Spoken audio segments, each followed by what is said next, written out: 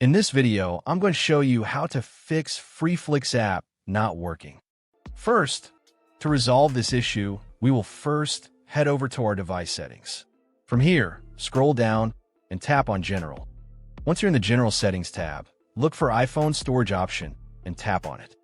Over here, you can either search for the app or you can scroll down and look for it. Then tap on the app. On the next screen, you need to tap on the Offload app option. A confirmation pop-up will come up. Now tap on the Offload app option here. It'll take a bit for processing, and then a reinstall button will show up. Simply tap on it to reinstall the app.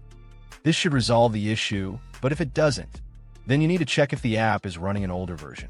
Head over to App Store. From here, double tap on this search icon in the bottom right corner, and then search for the app. Once the app comes up in the search result, and if you see this update button right next to the app, simply tap on it to make sure you're running the latest version of the app.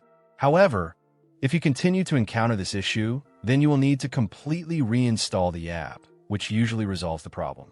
Head over to this screen the way we did before.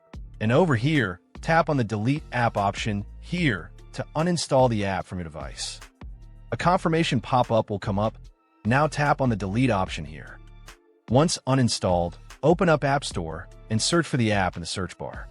After the app comes up in the search result, simply click on this cloud icon to install it back onto your device. Hopefully, this resolves the issue.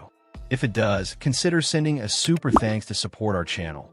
And also don't forget to hit the subscribe button. We'll see you in the next video.